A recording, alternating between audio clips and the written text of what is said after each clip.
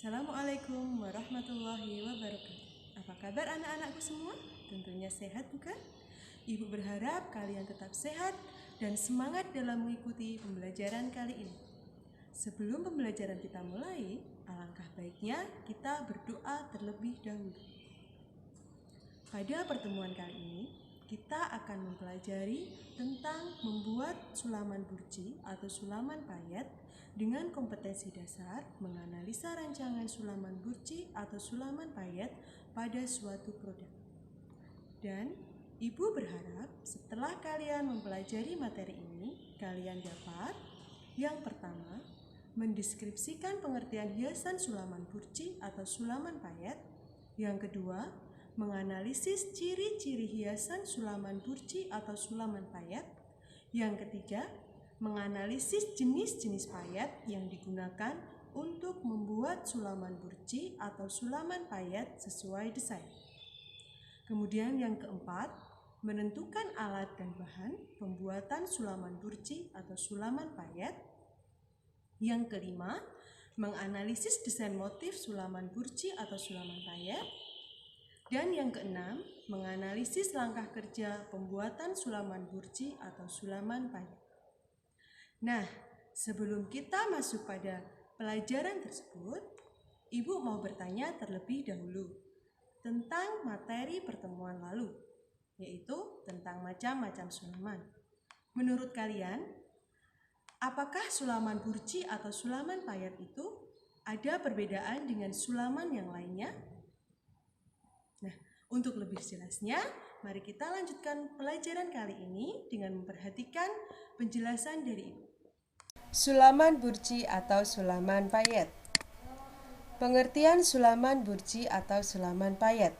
Sulaman payet merupakan suatu kerajinan menghias bahan dengan benang dan jarum yang ditambah dengan payet untuk membentuk suatu desain yang beragam dan berfungsi memperindah atau mempercantik suatu karya. Ciri-ciri sulaman burji. Sulaman burji menggunakan payet atau manik-manik. Sulaman bisa diaplikasikan pada bahan polos maupun pada bahan brokat. Efek sulaman yang dihasilkan adalah berbentuk 3 dimensi. Jenis-jenis payet. Yang pertama adalah payet bambu. Payet bambu mempunyai bentuk seperti tabung dengan panjang sekitar 1 cm. Digunakan untuk membentuk tangkai, tepian motif, isian kelopak bunga dan daun, dan berbagai bentuk lainnya. Yang kedua adalah payet tebu atau patahan. Payet ini mempunyai bentuk seperti bambu, akan tetapi lebih pendek. Digunakan untuk membuat tangkai, sulur-suluran, daun, dan berbagai bentuk lainnya. Yang ketiga adalah payet pasir. Payet pasir mempunyai bentuk bulat kecil dengan lubang di tengahnya. Digunakan untuk membentuk kelopak bunga, helai daun, penutup bagian tengah payet, dan berbagai bentuk lainnya. Yang keempat adalah payet piring datar. Payet piring datar mempunyai bentuk pipih dan tipis, terbuat dari plastik atau mika yang sangat tipis dengan lubang di tengah. Digunakan untuk membentuk kelopak bunga kecil, benang sari bunga, dan berbagai bentuk lainnya. Yang kelima adalah payet piring mangkuk. Payet piring mangkuk mempunyai bentuk pipih kerung seperti mangkuk. Dipakai untuk membuat kelopak bunga dan berbagai bentuk lainnya. Kemudian yang terakhir adalah manik-manik. Manik-manik terbuat dari tulang, batu-batuan, kaca, batu alam, hingga batu masakan atau obsidian dan plastik. Manik-manik mempunyai lubang sebagai tempat masuknya jarum dan benang. Jenis manik-manik memiliki bentuk dan ukuran bermacam-macam. Misalnya, air mata, beras, tabung, mutiara, bunga, padi, dan lain sebagainya. Ini adalah contoh dari manik-manik. Selanjutnya adalah alat dan bahan untuk membuat sulaman payet. Yang pertama adalah jarum payet. Jarum payet adalah jarum yang khusus digunakan untuk membuat sulaman payet. Kemudian yang kedua adalah gunting benang. Gunting ini digunakan untuk memotong benang. Kemudian yang ketiga adalah pembidang. Digunakan untuk membentangkan kain sehingga kain mudah disulam. Yang keempat adalah pensil. Pensil ini digunakan untuk membuat rancangan desain dan menciplak gambar desain menggunakan karbon ke kain. Yang kelima adalah kertas roti atau bisa menggunakan kertas minyak. Kertas roti ini berfungsi untuk menjiplak motif. Kemudian yang keenam adalah karbon. Karbon digunakan untuk memindahkan motif ke bahan. Selanjutnya adalah jarum pentul. Jarum pentul ini digunakan untuk menyematkan motif yang akan dikutip pada bahan. Selanjutnya bahan untuk membuat sulaman payet. Yang pertama adalah benang. Ada 2 benang, bisa menggunakan benang jahit ataupun benang transparan. Kemudian kain, bisa menggunakan kain polos ataupun kain brokat atau kain motif. Kemudian yang ketiga adalah payet atau manik-manik.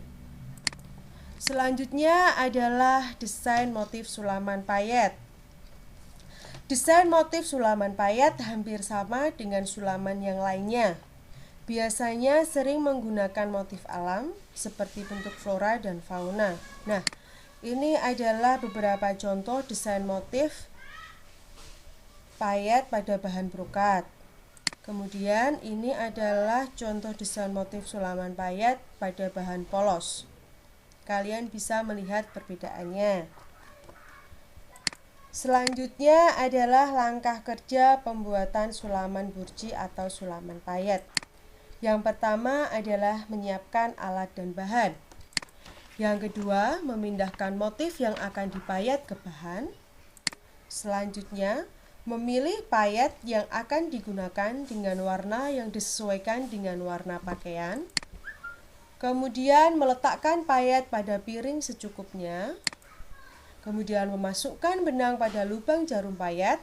Pastikan benang menjadi 2 helai dan pada ujung benang dimatikan agar benang yang sudah dimasukkan tidak lepas. Ya, ini kenapa 2 helai? Agar payetnya itu kuat. Ya, kemudian selanjutnya adalah menentukan bagian baju atau pakaian yang akan dipasang payet. Selanjutnya, tusukkan jarum yang sudah diberi benang pada baju yang akan dipayet. Kemudian masukkan payet dengan cara mengambil payet menggunakan jarum pada bagian lubang payet. Kemudian tusukkan kembali pada bagian baju yang akan dipayet. Dan yang terakhir adalah proses QC atau quality control dengan memotong sisa-sisa benang setelah proses memayet. Nah, di sini ada link materi untuk pembuatan sulaman payet. Kalian bisa mencari tambahan materi dari link-link berikut ini. Bagaimana anak-anakku? Sudah paham belum tentang materi yang telah Ibu sampaikan tadi? Ibu berharap kalian bisa memahami materi yang telah Ibu sampaikan tadi tentang membuat sulaman burji atau sulaman payet. Kalian juga bisa mencari referensi lain tentang materi tersebut melalui internet. Kalian bisa searching melalui Google. Kemudian kalian juga bisa searching lewat YouTube untuk mengetahui atau mencari tentang video pembelajaran tentang pembuatan sulaman burji atau sulaman payet.